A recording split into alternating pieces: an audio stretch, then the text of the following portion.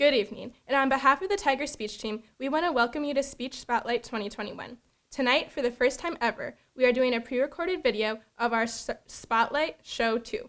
My name is Emma Petersen, and I am a senior on this year's team in the category of discussion and co-MC for the Show 2 video. And my name is SAMIYA OSMAN, and I'm also a senior on this team in discussion. Tonight's show promises to be an evening of 6 enlightening and entertaining speeches. We don't have time to share the dozen of speakers or all 13 categories, but this will give you a sample of some of the tremendous talent that is a part of our team. Now, let's start Speech Spotlight Show 2. We will begin on the persuasive side with Senior Captain Zoe VORBACH in original oratory. Zoe has had a great competitive success with this speech, advancing to the top 12 at the prestigious HANSON tournament.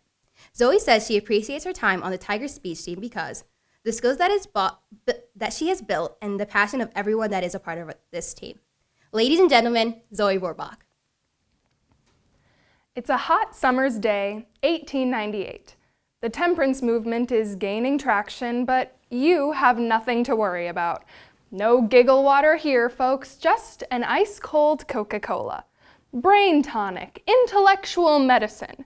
You're making the healthier choice, avoiding the devilish alcoholic drinks and going with the one that was created with exotic ingredients to cure all your ailments. Sounds great, except those exotic ingredients included cocaine, opium, mercury, and lead.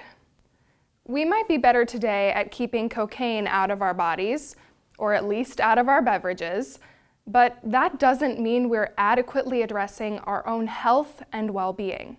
We aren't. CDC data shows that from 2016 to 2018, the average life expectancy in the US dropped.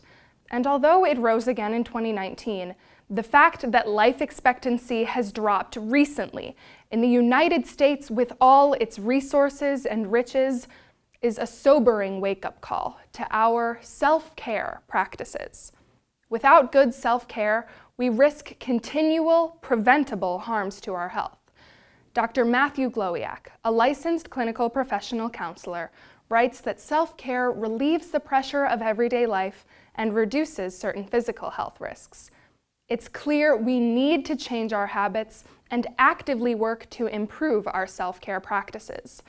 Our lives depend on it. So today, we will examine the shallowness of our current self-care, the bitter harms this is causing, and practical solutions that will put us on a path toward improved self-care and well-being. While we aren't good at taking care of ourselves, it isn't for lack of trying, as evidenced by the booming self-care economy. According to the business newsletter Smart Brief, the entire industry, including personal care products and services, as well as health food and beverages, was worth almost $10 billion in 2019, and will likely continue growing. However, the problem is in the way we practice self-care. Our self-care practices are too shallow, and they don't accomplish what we hope. I'll be the first to admit it. When I start up my car, drive over to Caribou Coffee, eagerly wait in the drive-thru line, and come away with my favorite caramel hot crafted press, it's a great feeling. But is it really meaningful self-care? What is it doing for my relationship with myself? Jessica Brubaker, a licensed professional counselor, defined self-care in her TED Talk as just that, being in a healthy and functional relationship with yourself. And we might know how to cultivate these relationships with others, but Brubaker found we often limit our self-care habits to mere activities. I go to the gym. I like to read. I get a pedicure if I have the time.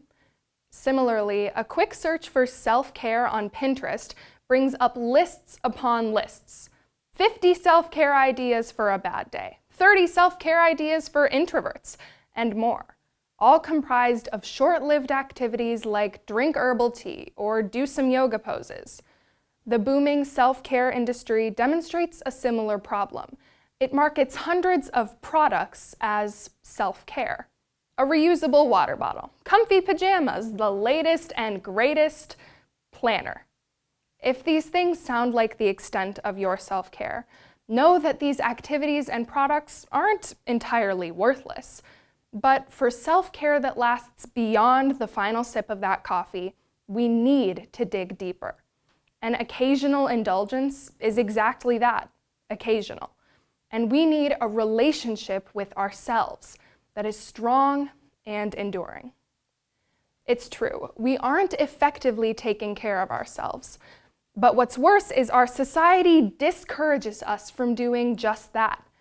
The average number of days taken off work annually in the US is only 18, while in France, the average amount of time off per year is 7 weeks. These cultural pressures discourage self-care. Not only does little time off take away precious time that could be devoted to self, but the constant focus on work and responsibilities promotes the idea that self-care is non-essential, or even selfish. In our feeble attempts at self-care, we often aren't even going to the doctor when we need to. Of course, legitimate excuses like financial concerns can sometimes prevent our medical care, but the statistics are too remarkable to write off entirely. The National Alliance on Mental Illness estimated that in 2018, only 43% of people with mental illness received treatment. Not seeking treatment for an illness is practically the definition of not taking care of yourself. And these statistics indicate a widespread, urgent problem. Meaningful self-care isn't just an occasional treat or the icing on the cake of a well-rounded life. It's a necessary part of good health, and by lacking in it, we hurt ourselves. Without self-care, stress increases, and this leads to serious physical harms like heart disease and strokes, according to the American Institute of Stress. Remember how those French folks are getting way more vacation time than us? Well, as a result, the country is much less burdened by cardiovascular disease, chronic respiratory illness, and diabetes, according to the Kaiser Family Foundation. Similarly, our inadequacy in seeking mental treatment is causing tangible tragedy. 2020 data from the Commonwealth Fund showed that the US has the highest suicide rate of any wealthy nation. Our occasional, shallow efforts at self-care simply aren't reaching these underlying issues, and it's doing much more harm than many of us realize. On January 6th, I was in a position I'm sure many can relate to, watching with bated breath as agitated extremists stormed and breached the United States Capitol. That afternoon, I spent hours laying in my bed, refreshing social media, anxiously texting friends and family near DC, and hardly moving, eating, or drinking. Even as a person far removed from the fearful events of that day, I felt their negative effects on my normal well-being. Still, as the events unfolded, I didn't practice good self-care. In that moment, there wasn't a lot I could do to change what was happening at the Capitol, but it was a perfect opportunity to deepen my relationship with myself, to do what I could to address my needs and alleviate my fear and anxiety. Still, it was an opportunity I didn't take, and this lack of self-care led me to significant, painful harms. I wasn't alone either. American Psychiatric Association President Dr. Jeffrey Geller asserted that the day's events further assaulted the American psyche, already under constant pressure from a perilous year. These never-ending stresses have displayed the grave consequences, even traumas, that arise when we don't take care of ourselves. So, how can we avoid these damages? The simple answer: start practicing meaningful, effective, and enduring self-care. This self-care is more than occasional indulgences. It's a consistent routine that deepens our relationship with ourselves. Dr. Portia Jackson Preston describes in her TED Talk 6 categories of effective self-care: physical, psychological, emotional, spiritual, relational, and professional. Our self-care routines should address these categories and be consistent and enduring. Think of it this way. Physical self-care should look more like getting enough sleep every night and exercising regularly, and less like the occasional Epsom salt bath. Self-care doesn't always have to be quantifiable either.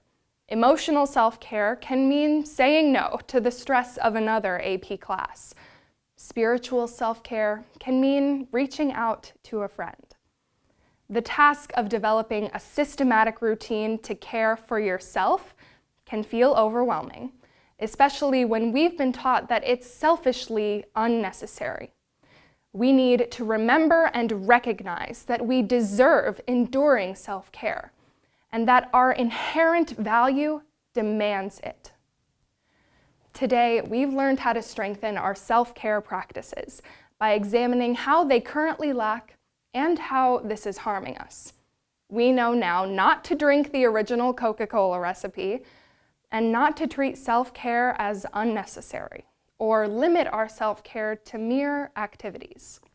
By strengthening our most treasured relationship with ourselves, we move forward on a path to improved physical health, mental soundness, and emotional wellness. Thank you, Zoe. Our next speaker is senior Rose HANSON in drama. With this speech, Rose advanced to finals at her first speech tournament at Manwis-Tonka in January. Rose enjoys about this team is the sense of community. Ladies and gentlemen, Rose HANSON.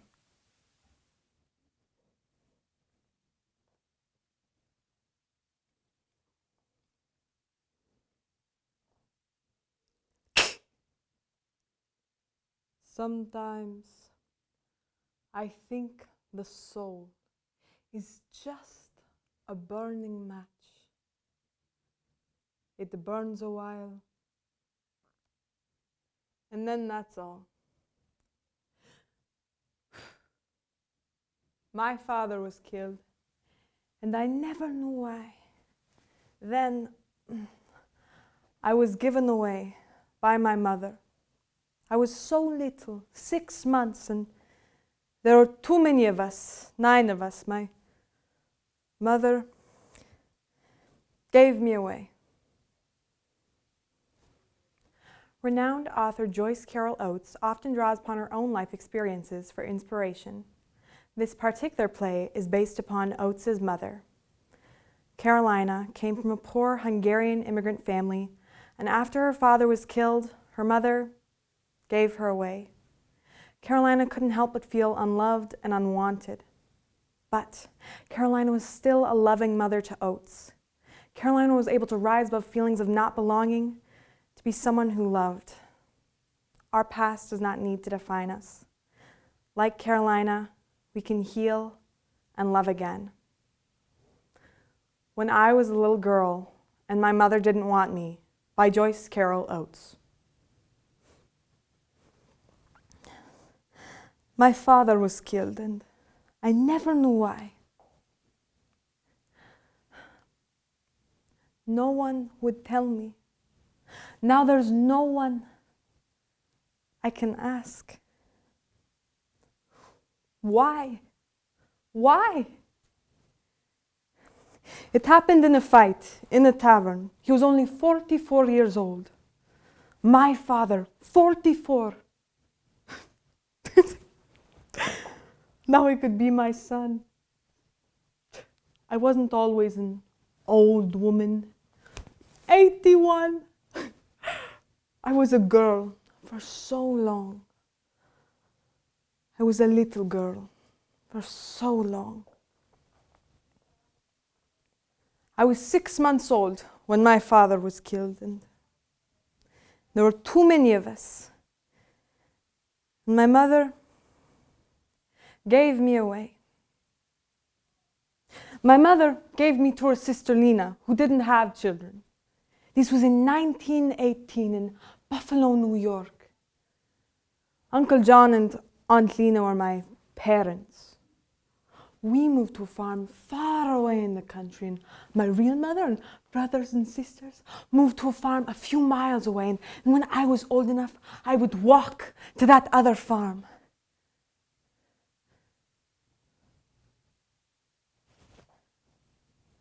But they didn't want to see me. My mother would scold me. Go away, you don't belong here.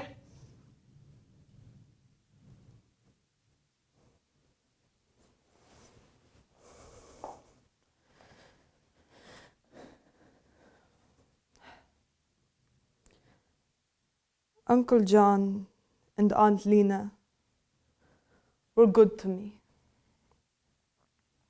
I don't know if I loved them. I think I loved them. I think they loved me. They wanted children but couldn't have them, so it was right, I think, that my mother gave me to them. It was a good thing. It was a necessary thing.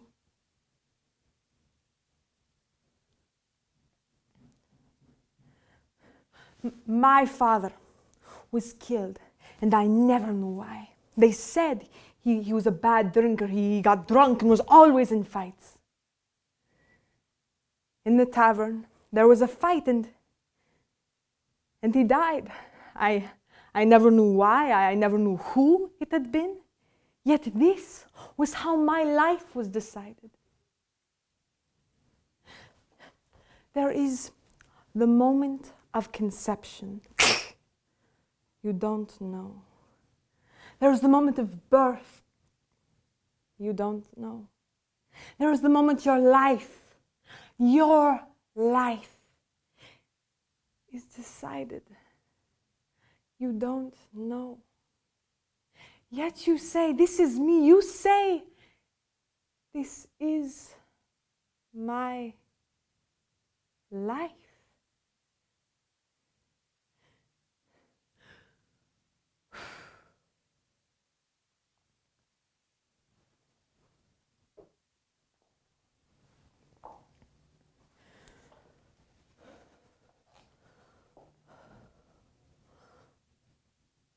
When I was a little girl, and my mother didn't want me, I hid away to cry. I felt so bad, and I felt so ashamed. But when I was old enough, I would walk to that other farm. They didn't want to see me. My name was Carolina, but they didn't call me that. I don't think there was a name they called me, and they weren't very nice to me. They didn't want me.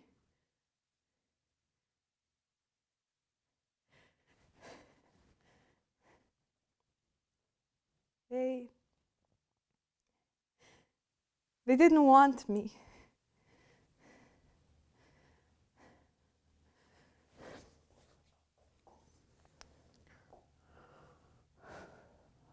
Elizabeth, my mother, I loved my mother.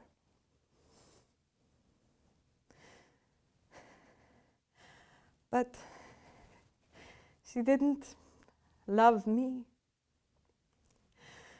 She would scold me. Go away, go home where you belong. You have a home. Your home is not here.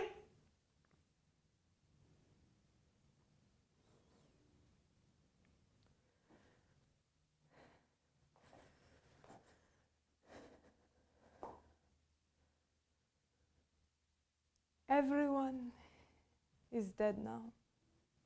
I love them, but I am the only one remaining.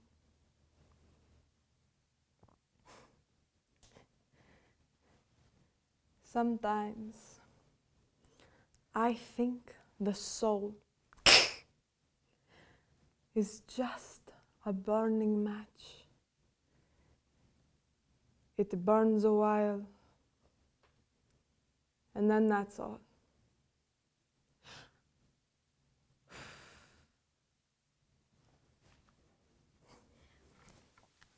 Thank you, Rose. Our next speaker will be senior TJ Cordes in extemporaneous speaking. TJ advanced in the Nexian finals at the SCMA tournament. Extemp speaking is considered one of the most challenging categories in speech. 30 minutes before he is scheduled to speak, TJ draws 3 questions about current events. He picks one of the questions and has 30 minutes to prepare his 7-minute speech that answers this question. TJ says what he likes best about competing in exempt speaking is the adrenaline rush he gets every time a draw happens. Ladies and gentlemen, TJ Cordes. Minnesota Vikings fans got a breath of fresh air recently with the news that Everson Griffen is considering coming back to the Vikings. Griffen, the longtime Vikings stalwart, led the Vikings in sacks for much of the 2010s. However, it is unknown if the interest is mutual with the Vikings, as the Vikings are not necessarily clamoring to bring Griffen back after he has at his advanced age, as well as he has burned several bridges since he was last with the Vikings. This is a great parallel for the Israel-Turkish relationship, as for decades, Turkey and Israel were close allies in the Middle East after Israel's formation in the 50s. But recently, thanks to disputes over how to deal with Palestine, Turkey and Israel's relationship has cooled. However, according to Jerusalem Post, February 2nd this year, Turkey is looking to defrost relations with Israel and normalize the relationship after both Israel and Turkey had removed ambassadors from each other's capital in recent years. And this raises the question, can Turkey and Israel's relationship be mended? And the answer is yes, for 3 main reasons. The first is Turkey can pull back their relationship for Palestine. The second is President Joe Biden has a stake in Israel-Turkish peace. And the third is that Israel is likely to soon see new leadership. Palestine, of course, is the reason there is a divide between Turkey and Israel. However, thanks to strong economic ties of over $6 billion in annual trade, Turkey and Israel are still on speaking terms. But they are unlikely to go any further unless Turkey is to remove their support from Palestine, as Palestine is one of the major policy issues within Israel, and Turkey has not made it much better, as, according to the Jerusalem Post, on January 28th of this year, Turkey has given asylum to over 350 Hamas operatives within their borders, Hamas being the primary ruling party of Palestine. Turkey sees them as simply another political party, whereas Israel and the United States see them as a terrorist organization. This has inflamed Israeli-Turkish tensions, as Turkey not just being apathetic towards the Palestinians, but being downright supportive of them, has flown in the face of President Benjamin Netanyahu of Israel, who is strongly anti-Palestine and has led for years an encroachment on Palestinian territory. However, Turkey's ties to Palestine are not very strong financially. Thus, it is very possible for Turkey to simply pull back their support of Palestine. However, that is unlikely to happen for ideological reasons. Thus, they must return to the practical, and there are a few practical reasons for Turkey and Israel to reunite. And one massive reason is the emergence of President Joe Biden as the United States president. Under President Trump, Israel was essentially the #1 priority in the Middle East for the United States, and thus Israel's relations with other nations were secondary to the relationship with the United States. However, President Joe Biden wants to unite more of the Middle East together, and wants to prevent Israel's encroachment into Palestine. This could be a massive benefit to Turkish ability to bring Israel to the negotiation table, as, according to the New York Times, on February 6th of this year, Turkey and Joe Biden could jointly propose that Israel remove their people from Palestinian West Bank, which would meet the conditions necessary for Israel and Turkey to come to the bargaining table. Turkey, if negotiations are to commence, Turkey wants Israel to pull out Palestine, whereas Israel wants Turkey to have a close relationship with the United States and also to stop harboring Hamas agents. President Joe Biden's desire to remove Israelites from the West Bank of Palestine is likely to fulfill the conditions of negotiation and bring Turkish and Israeli relations even closer than before. And finally, Israel is likely to see new leadership. As according to ABC News, on February 4th of this year, Merav McCallum, is the new leader of the Israeli Labor Party. The Israeli Labor Party is the primary party of the Israeli left. And the Israeli left is strongly opposed to Benjamin Netanyahu, as is most of Israel. This could benefit Turkish-Israeli relations, as, according to Reuters, on February 6th of this year, the Israeli Labor Party is projected to get half of the Israeli Kismet, their version of the United States Congress, while conservatives will get the other half. However, there are also 8 seats that are likely to go to ultra-Orthodox Israelites that are strongly anti-Benjamin Netanyahu.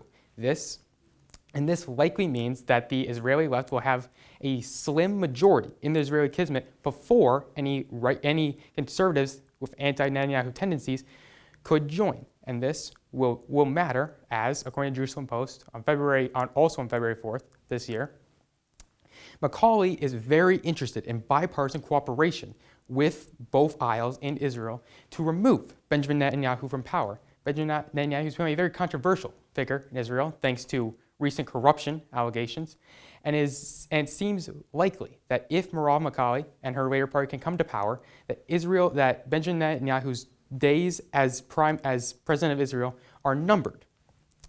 If Macaulay were to come to office, she would support a 2-state solution in Palestine, thus fulfilling Turkey's requirement for negotiation, and thus making it likely that Israel would come to the negotiation table with Turkey. Thus, the potential new leadership of Israel will bring Turkish and Israeli relations closer together. To return to the question of can Turkey and Israel mend their relations, the answer is yes, because Turkey can pull out of Palestine, because Joe Biden's ascendance in the United States likely will fulfill the requirement for negotiation, and the third is because Israel is likely to see new leadership. It is uncertain if Everson Griffin will return to the Vikings in this upcoming season, but it seems likely that Israel and Turkey will come closer together in the coming year. Thank you, TJ. Our next speaker is Allison Gelster in prose. Allison advanced to finals at the STMA tournament with this speech. Allison enjoys being part of this team because when the officials are posting the finals, you are cheering for all your friends. Ladies and gentlemen, Allison Gelster. The man next door used to beat his wife a couple times a week. The place was soundproof enough I couldn't usually hear talk, but I could hear yelling plain as day. And when he got going good, he would slam her bang right into our common wall. It's a wonder all things you can learn to ignore. And after a month or so, I was so accustomed to the fact I barely noticed when they'd start in. All the while, I'd just be thinking about some other thing, like what might be going on with my Davy.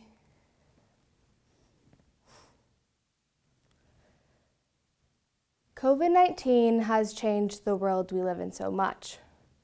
We have grown accustomed to doing things like wearing a mask, socially distancing, and washing our hands more.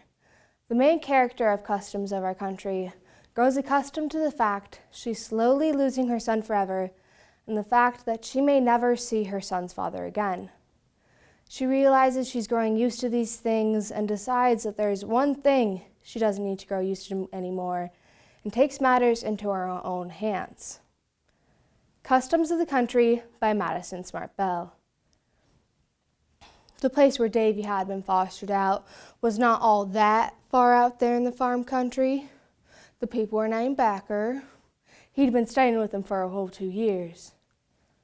And that was the trouble, the lawyer explained. It was too good. You see, Davy made it out better in the first grade than anyone would have expected, so they didn't feel like he needed to be moved. The worst part of it was, the Backers got to like him well enough, and they were saying they wanted to adopt him if they could. And it would have been hard enough for me without that coming into it.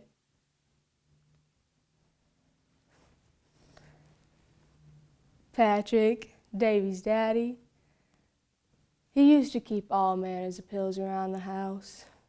Valium, Luds, and all different kinds of speed. And we both took whatever we felt like, whenever we felt in the mood. I took without really knowing what it was. When everything fell in on us, I learned that it was a bad thing. It's what they gave Patrick most of his prison time for. What happened was, Patrick went off on one of his mysterious trips and stayed gone longer than usual. That's when the trouble found me. Quick, 2 days after Patrick got arrested, I came down with something.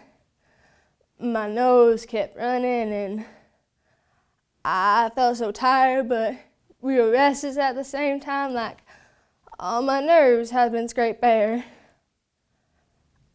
I didn't connect it up with the fact I popped the last pill in the house just a couple days before.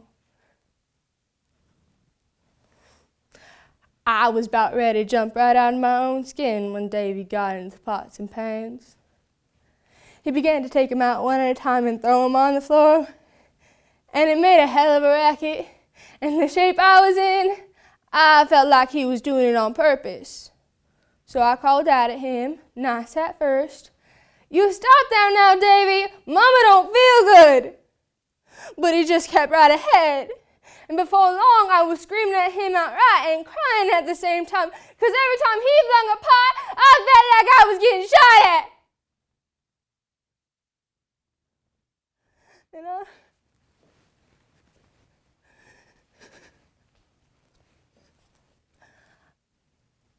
I don't remember doing it, though I've tried and tried. All I knew was 1 minute I would snatch him off the floor, and the next he was on the far side of the room. His right leg folded up funny where it was broke. Not even crying, just looking surprised.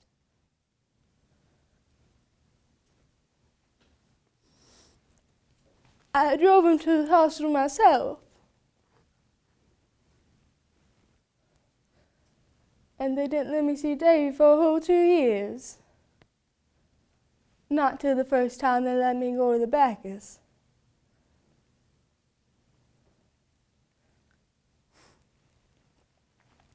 Another winter's passed, and one day the phone rang for me. It was a lawyer, and I could tell right off from the sound of his voice I wasn't going to care for his news. Well, he told me all the evaluations were in, and they weren't exactly against me. It was more like they were for the Bacchus.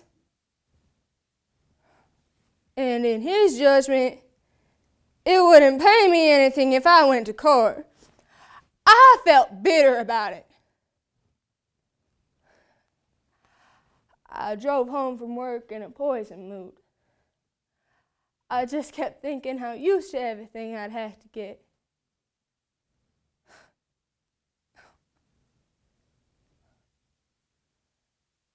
Then it dawned on me. That's what I've been doing all these months. Just gradually getting used to losing my child forever.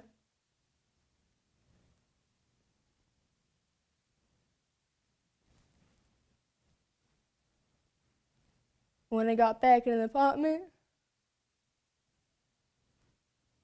I just stood there, staring at the kitchen wall, just thinking how used to everything I'd got.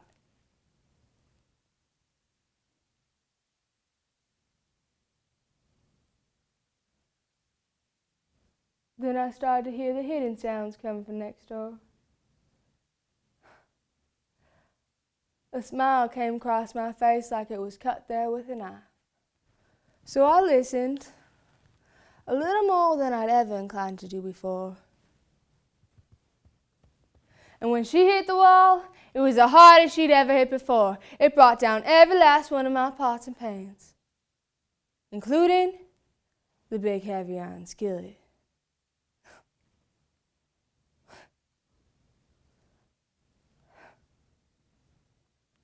Then it dawned on me that this was the one thing I didn't have to keep on getting used to.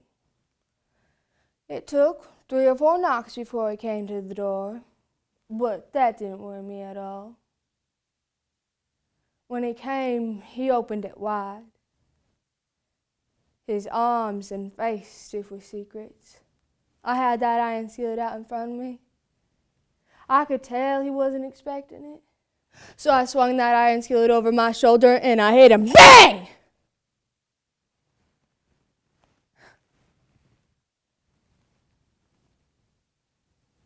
As hard as I knew how.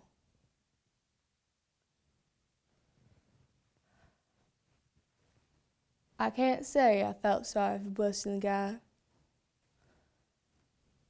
I just don't know what difference it made. And it probably made none at all. But this was the second time in my life I'd hurt somebody bad. The first time I hadn't meant to do it at all. But this time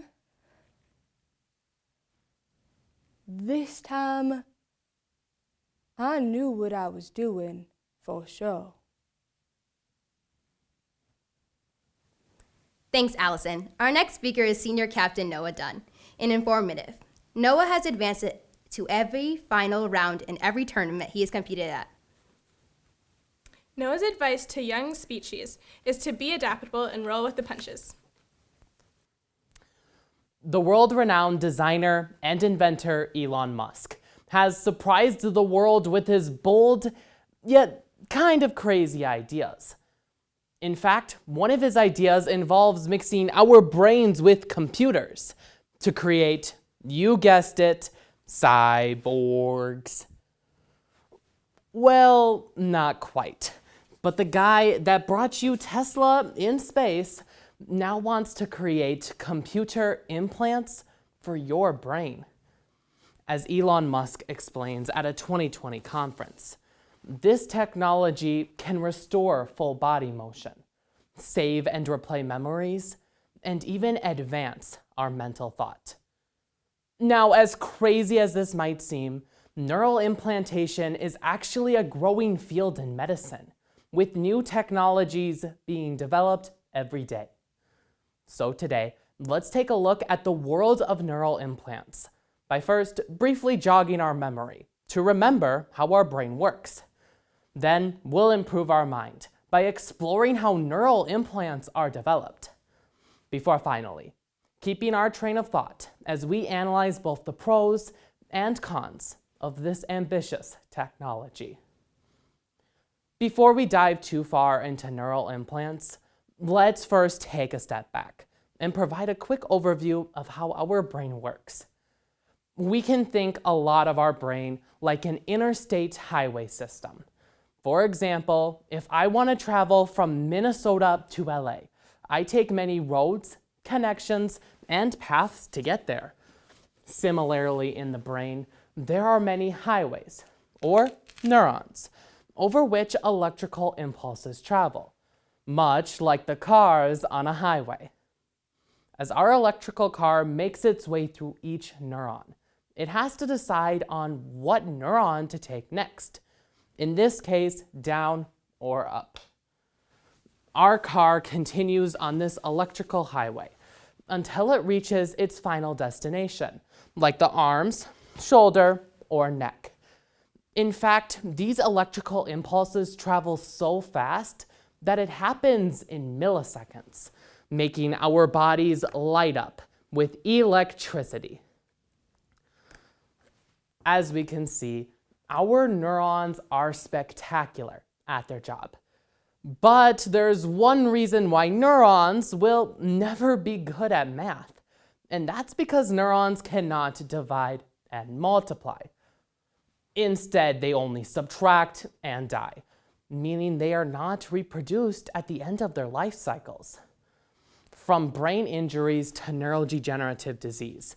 The unnatural death of our neurons can cause incurable destruction to our brain. For many, this leads to paralysis, difficulty performing daily tasks, and loss of sight and sounds. But this is where neural implants enter the picture. Alan Norett, a professor of physics at the University of Wales, explains in the 2019 publication that neural implants can mimic the function of real living neurons.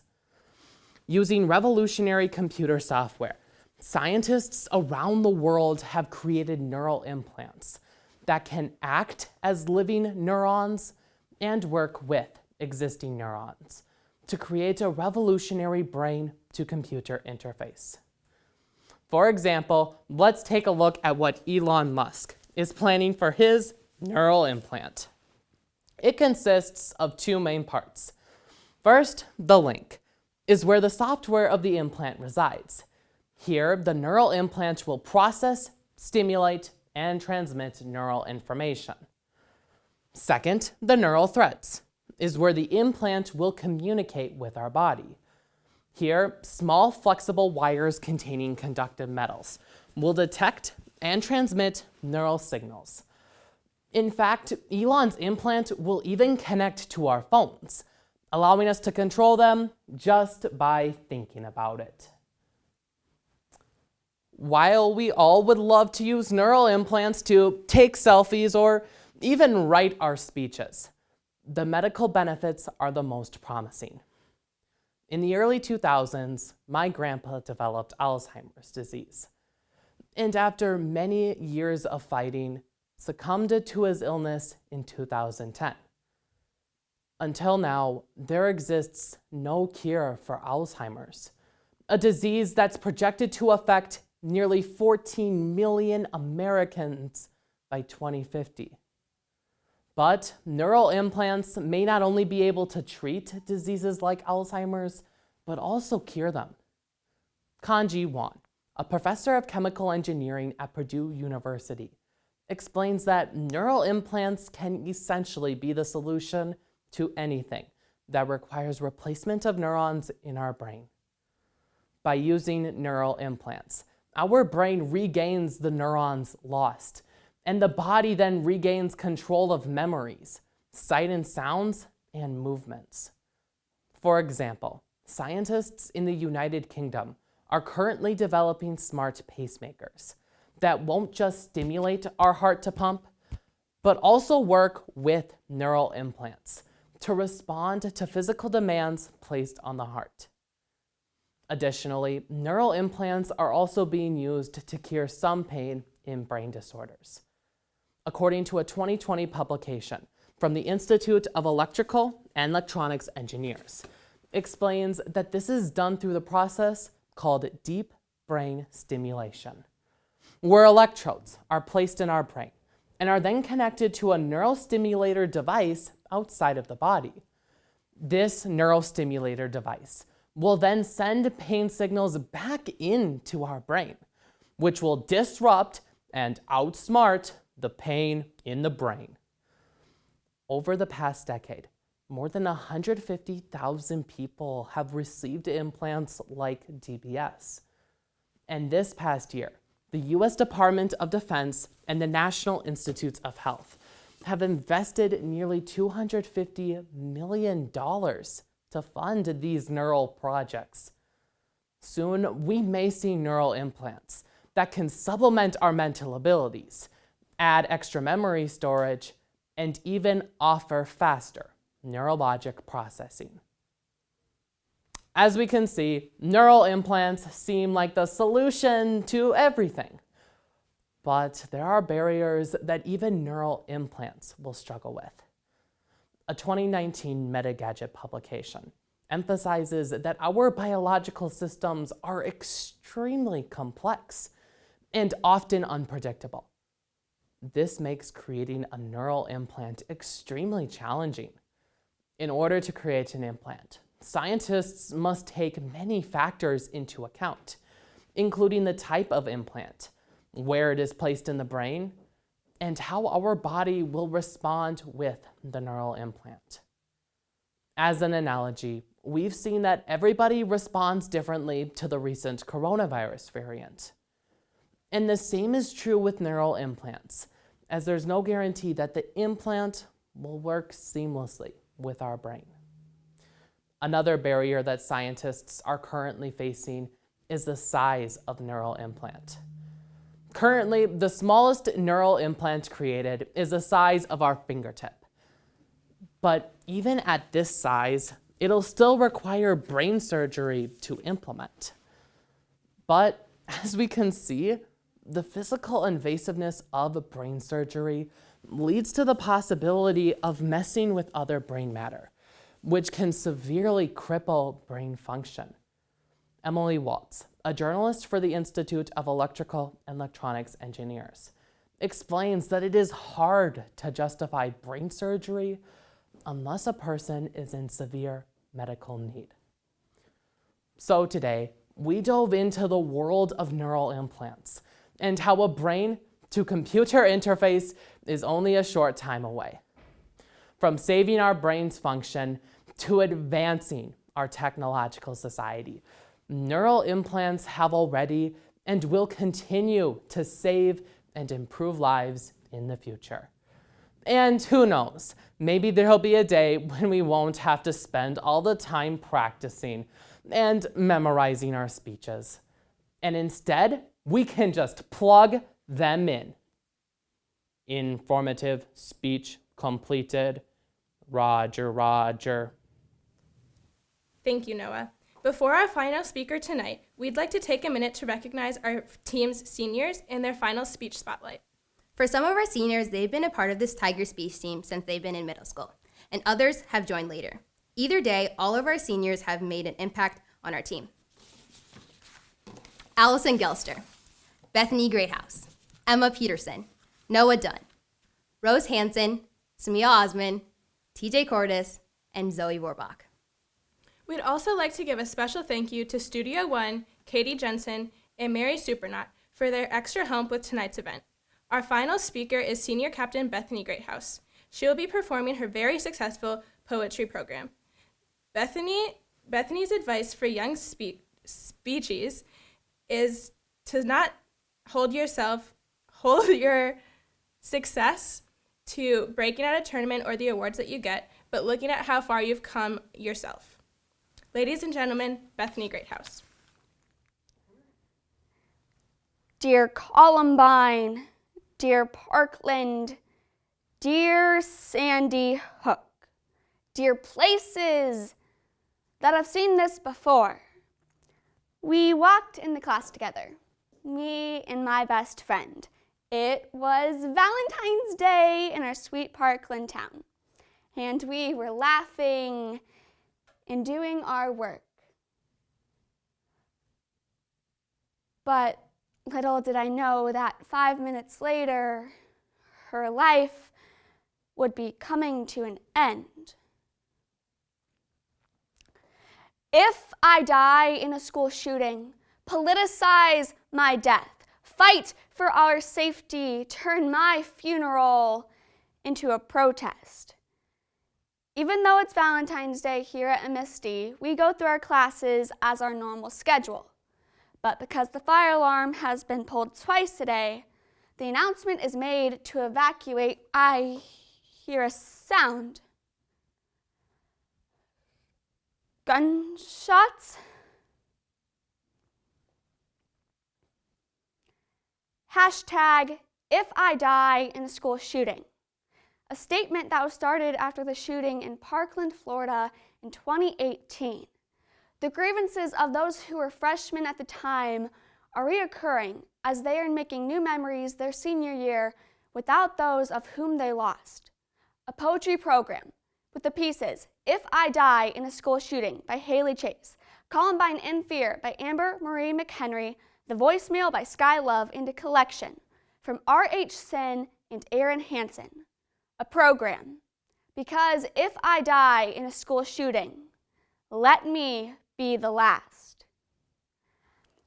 As we approached the bottom of the stairs, I think it's running as confusion tears. More gunshots erupted, so we ran back to our classrooms. We ran under the tables in disbelief. I have my best friend next to me. What a relief, but she moves to the desks to seek safer shelter while I stayed back, thinking this sound is just bad weather, right?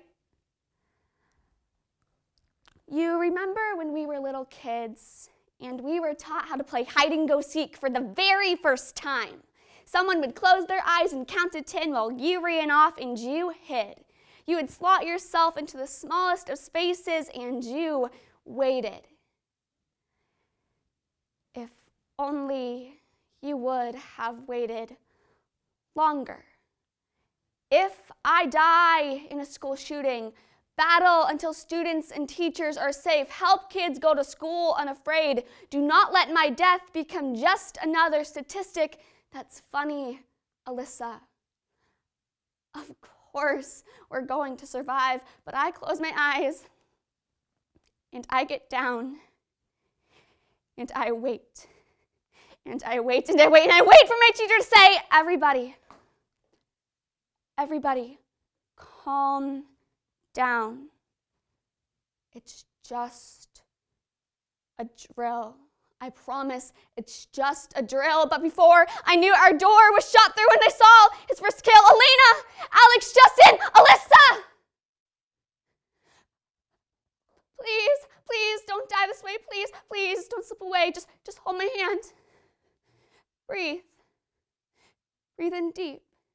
In this moment, all we could do as we looked into each other's eyes was say, I love you, please don't leave me, I love you, I'll miss you, I love you, please don't leave me, I love you,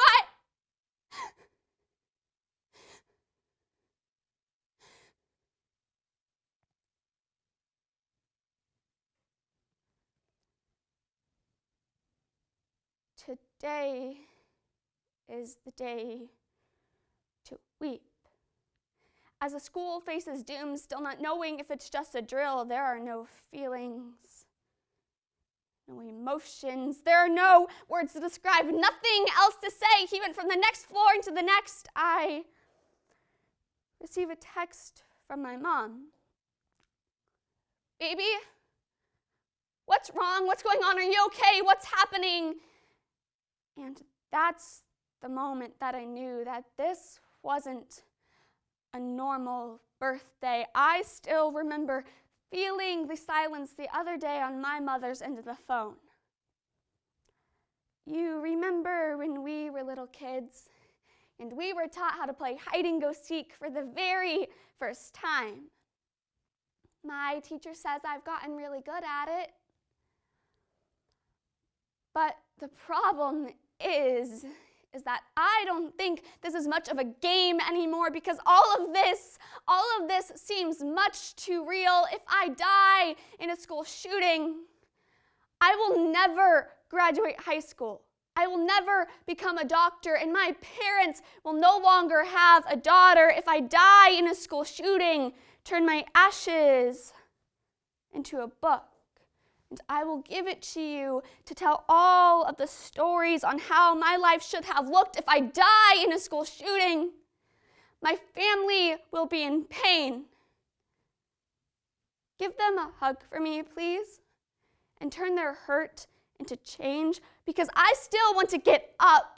I don't want to live with this fear and this guilt on my chest that I didn't die and they are not coming back for me, waiting for my friends, calling out for them because I can't go to class anymore with them. We live in Parkland, I thought. How can this be? Can you tell me how? Can you tell me how you got up some mornings after it was all over and tell me how to fight my biggest fears when my biggest fears have already come true? But sometimes your thoughts aren't what you see. All I could think about is how many are gone, how many are dead, how many are left. I didn't think I would have to live my worst nightmare. I run home and I check the news. The more and more I find out died. I wish this never happened and he never got inside. How can you comprehend this traumatic distortion that will justify my English class on my Valentine's Day birthday? Yes, indeed, I turned 15 this day. And saying goodbye to my best friend is something I never got to say, because despite how surreal this all seems, despite how much I want to laugh or scream or vomit or yell at how ridiculous this reality is, this is finally America. I scream their names, I look for my friends, I call out for them, hello. No one is available to take her call. Please leave them a message.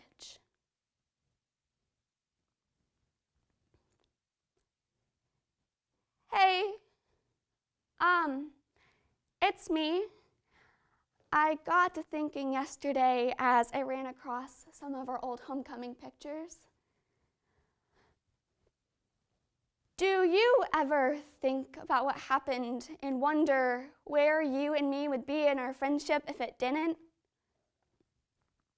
I do, but that probably makes me seem pretty crazy, right? But I can't pretend like something like this didn't happen, you know? I saw so much going for you. And I'm just calling this final time to let you know that I will be living in your memory. So I guess this is our final goodbye.